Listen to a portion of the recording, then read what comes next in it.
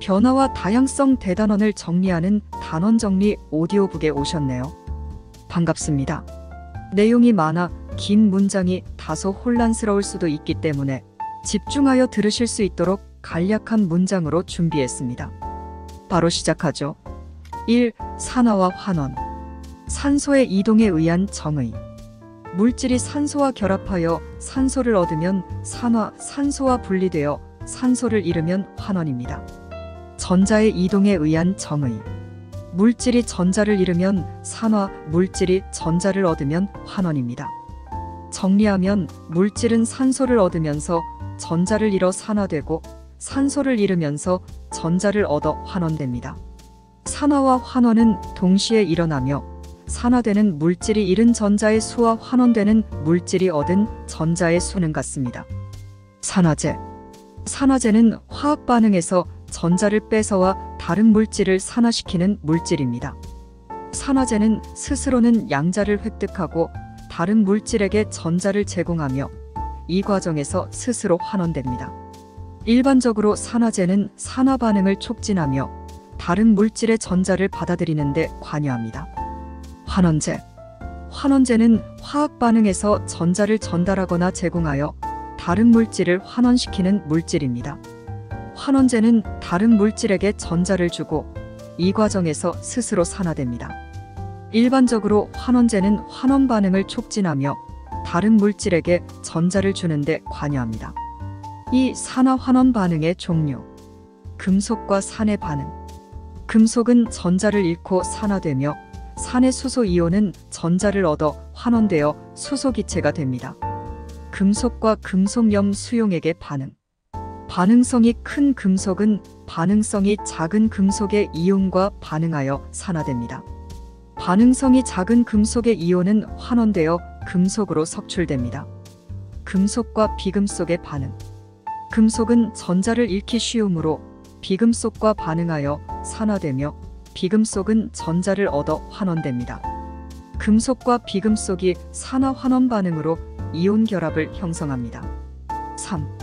여러 가지 산화-환원 반응. 연료의 연소. 연료의 성분인 탄소와 수소가 산소와 결합하여 산화됩니다. 철의 부식. 철이 산소와 결합하여 산화됩니다. 광합성. 이산화탄소가 산소를 잃고 환원됩니다. 호흡. 포도당이 산소와 결합하여 산화됩니다. 화학식에서 G, S, L, AQ와 같은 기호는 해당 물질의 물리적 상태를 나타내는 데 사용됩니다. 각각의 기호는 다음과 같은 뜻을 가집니다. G, ga스. 화학 반응에서 해당 물질이 기체 상태에 있음을 나타냅니다. 기체는 자유롭게 움직이며 부피가 크고 모양이 없는 상태를 가집니다. S, 솔리드. 화학 반응에서 해당 물질이 고체 상태에 있음을 나타냅니다. 고체는 분자나 이온이 규칙적으로 배열된 상태를 가집니다. L, 리퀴드. 화학 반응에서 해당 물질이 액체 상태에 있음을 나타냅니다. 액체는 분자나 이온이 서로 가까이 있지만 자유롭게 움직이는 상태를 가집니다. AQ, 수용액. 화학 반응에서 해당 물질이 물에 용해되어 있는 상태를 나타냅니다. 수용액은 일반적으로 물에 미지의 물질이 녹아있는 상태를 의미합니다. 4. 산과 염기의 정의와 성질. 산은 수용액에서 수소이온을 내놓는 물질입니다. 산의 공통적인 성질. 신맛이 나고 전해질이므로 수용액에 전류가 흐릅니다. 금속과 반응하여 수소 기체를 발생시키고 탄산칼슘과 반응하여 이산화탄소 기체를 발생시킵니다. 산성 물질에는 식초, 레몬, 탄산음료 등이 있습니다. 염기는 수용액에서 수산화이온을 내놓는 물질입니다. 염기의 공통적인 성질. 쓴맛이 나고 전해질이므로 수용액에 전류가 흐릅니다. 단백질을 녹이는 성질이 있어 미끈미끈합니다. 염기성 물질에는 비누, 하수구 세척액, 베이킹소다, 제산제 등이 있습니다. 5. 지시약과 pH. 용액의 액성에 따라 색깔이 달라지는 물질을 지시약이라고 합니다. 각 지시약의 색깔 변화를 요약하겠습니다. 리트머스 종이 산성 환경에서 붉은색, 염기성 환경에서 푸른색을 띱니다. 페놀프탈레인 용액, 산성 환경에서 무색, 중성 환경에서 무색, 염기성 환경에서 붉은색을 띱니다. BTB 용액, 산성 환경에서 노란색, 중성 환경에서 초록색, 염기성 환경에서 푸른색을 띱니다. 메틸 오렌지 용액, 산성 환경에서 붉은색, 중성 환경에서 노란색, 염기성 환경에서 노란색을 띱니다. pH는 수용액 안에 수소이온의 농도를 간단한 수치로 나타낸 값입니다. pH가 작을수록 수소이온의 농도가 큽니다. pH가 7이면 중성, 7보다 작으면 산성, 7보다 크면 염기성입니다. 이러한 지시약들은 pH의 변화에 따라 색깔이 변하기 때문에 화학실험에서 물질이 산성, 중성 또는 염기성인지 빠르게 확인하는 데 사용됩니다. 6. 중화반응. 산과 염기가 반응하여 물과 염이 생성되는 반응을 중화반응이라고 합니다. 중화반응에서는 수소이온과 수산화이온이 중화되어 물로 변합니다. 이 반응에서 수소이온과 수산화이온이 중화되어 물로 변하며 이 과정에서 중성화 반응이 발생합니다. 중화 반응에서는 중화열이 발생하므로 같은 온도의 산과 염기 수용액을 혼합하면 혼합용액의 온도는 혼합전보다 높아집니다. 7. 중화 반응에서의 이온수 변화. 예를 들어 묽은 염산에 수산화 나트륨 수용액을 가하는 경우의 중화 반응을 살펴보겠습니다. 이 중화 반응은 산성 환경과 염기성 환경의 중성화로 진행됩니다. 이런 종류의 반응에서는 수소이온과 수산화이온이 중화되어 물로 변하게 됩니다. 이제 각 이온의 수 변화를 살펴보겠습니다. 수소이온, 가한 수산화 나트륨에 의하여 중화됨으로 감소합니다. 수산화이온, 수소이온이 완전히 반응하여 사라진 이후 가한 염산에 비례하여 증가합니다. 염화이온, 구경꾼 이온이므로 처음 이온수가 그대로 유지됩니다. 나트륨이온, 구경꾼 이온이므로 가한 수산화 나트륨에 비례하여 증가합니다. 8. 중화 반응의 이용. 중화 반응을 이용하는 사례를 몇 가지 정리해보죠.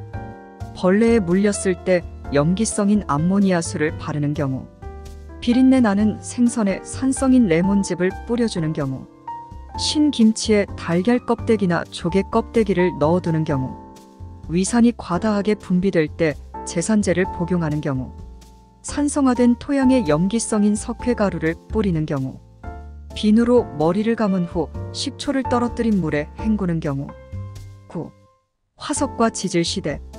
다음은 표준화석과 시상화석의 정의와 조건, 그리고 사례들을 정리해 보겠습니다. 표준화석. 지질 시대의 특정한 시기에만 살았던 생물 화석으로 지층의 생성 시대를 알려줍니다.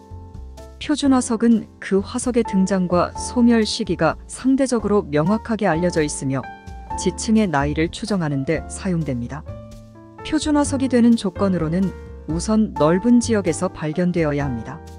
비교적 짧은 기간 동안 생존하고 멸종한 생물종이어야 하며 쉽게 식별 가능한 특징을 가지고 있어야 합니다. 고생대에 삼엽충, 필석, 갑주어, 방추충 등이 있고 중생대에 암모나이트, 공룡, 신생대에 화폐석, 매머드 등이 있습니다. 표준화석들은 등장과 소멸 시기가 상대적으로 명확하게 알려져 있으며 지층에서 발견되는 경우 해당 지층의 연대를 추정하는 데 사용됩니다. 시상화석. 지질 시대의 특정한 환경에서만 살았던 생물 화석으로 지층의 생성 환경을 알려줍니다. 시상화석은 생존 기간이 길고 특정 지질 사건과 연결된 고유한 특징을 가지고 있어야 하며 분포 면적이 좁습니다. 지속적으로 보존되어야 하며 지층에서 잘 식별되어야 합니다. 고사리가 발견된 곳은 따뜻하고 습한 육지였을 것으로 추정할 수 있고, 산호는 따뜻하고 수심이 얕은 바다, 조개가 발견된 곳은 수심이 얕은 바다나 개펄이었을 것으로 추정할 수 있습니다. 10. 지질 시대의 환경과 생물. 성캄브리아 시대. 약 46억 년 전부터 약 5억 4천만 년 전으로. 초기에는 오존층이 형성되지 않아 육상에는 생물이 존재할 수 없었고 바다에 남세균이 출현하였습니다. 스트로마톨라이트, 에디아카라 동물군 등이 있습니다. 고생대 약 5억 4천만 년 전부터 약 2억 5천만 년 전으로 대기에 오존층이 형성되면서 육지에도 식물이 살기 시작했습니다. 말기에 양서류가 번성하였고 바다에는 삼엽충과 완종류, 필석, 갑주어, 방추충 등이 살았고 육지에서는 양치식물 등이 번성하였습니다. 중생대 2억 5천만 년 전부터 약 6,600만 년 전으로 기후가 전반적으로 온난 습연하였습니다. 바다에는 암모나이트, 육지에는 공룡과 거시식물 등이 번성했습니다. 신생대 약 6,600만 년 전부터 현재까지를 이르며 후기에 4번의 빙하기가 있었습니다. 인류가 출현했고 바다에는 화폐석, 육지에는 매머드와 속시식물 등이 번성했습니다. 10일 대멸종 지질시대에 일어난 5차례의 대규모로 일어난 멸종입니다. 1차 대멸종 오르도비스기 실루리아기 대멸종 조개, 완종류, 산호 등의 다수가 멸종하였고 바다 전갈과 삼엽충 등 다수의 종이 연달아 멸종하였습니다. 1차 대멸종 이후 광합성 생물들이 공급한 산소가 대기에 쌓이면서 오존층이 형성되기 시작했습니다. 이에 따라 해안가와 호수 가장자리로 생물권 영역이 확장되었습니다. 2차 대멸종 대봉기 대멸종 갑주어 등의 초기 어류들과 산호초를 구성하던 산호들이 거의 대부분 멸종하였습니다. 2차 대멸종 이후 기후가 온난해지면서 육지의 석성류와 나무고사리, 소철 등이 거대한 숲을 이루었고 거대 절지동물이 나타나 번성했습니다. 3차 대멸종 페름기 대멸종 지구 역사상 가장 큰 규모의 대멸종이 일어났습니다. 해양생물의 대부분과 육상동물의 약 70%가 한꺼번에 멸종하였습니다. 소수의 양서류가 살아남았으며 식물 중 양치류의 피해가 컸습니다. 곤충은 거대 비행 곤충류만 멸종하여 상대적으로 피해가 적었습니다. 페름기 대멸종은 피해가 너무 커서 오랜 기간 새로운 종이 출현하지 못했고 트라이아스기 중기가 지난 이후에 공룡, 인룡 등의 파충류들이 나타나기 시작했습니다. 4차 대멸종 트라이아스기 쥐라기 대멸종 비교적 오랜 기간에 걸쳐 대멸종이 일어났습니다. 육지에서는 파충류의 피해가 컸고 일부는 살아남아 포유류로 진화했습니다. 바다에서는 산호, 암모나이트류의 피해가 컸습니다. 4차 대멸종 이후에는 파충류가 지배하는 시대가 되었습니다. 바다에서 어룡과 수장룡이, 하늘에서는 인룡이, 땅에서는 공룡이 번성했습니다. 5차 대멸종, 백악기 대멸종 해양 무척 추동물의 피해가 컸습니다. 산호류의 대부분이 멸종했고 여러 대멸종을 거치면서 살았던 암모나이트도 이 시기에 멸종했습니다. 파충류는 공룡과 인룡 등이 멸종하였고 악어류와 조류, 포유류만 살아남았습니다. 거시식물이 사라지면서 속시식물이 번성했습니다. 바다와 육지 모두 파충류 등의 포식자들이 사라지고 포유류가 번성하게 되었습니다. 12. 진화와 변이 생물이 오랜 시간 동안 여러 세대를 거치면서 변해 새로운 종이 출현하는 현상을 진화라고 합니다. 같은 종의 개체 사이에서 유전자의 차이에 의해 나타나는 형질의 차이를 변이라고 합니다.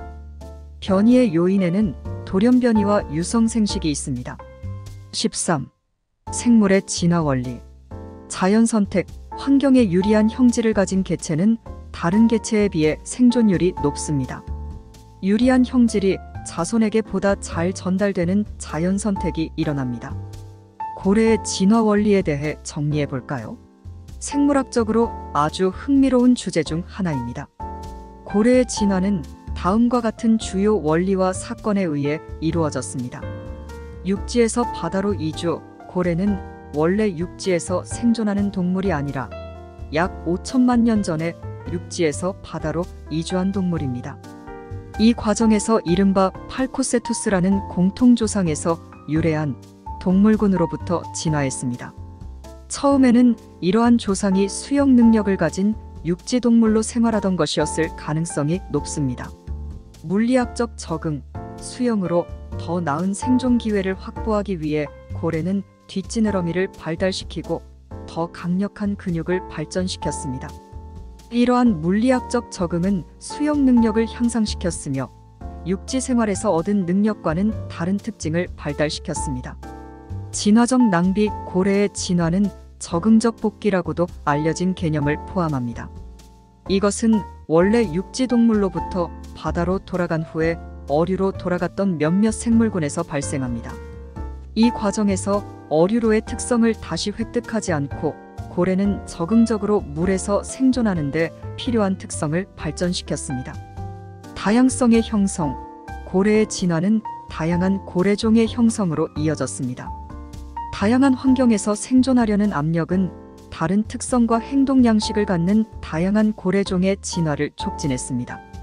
예를 들어 큰 크기와 큰 이빨을 가진 고래는 큰 먹이를 잡아먹기 위해 진화했습니다.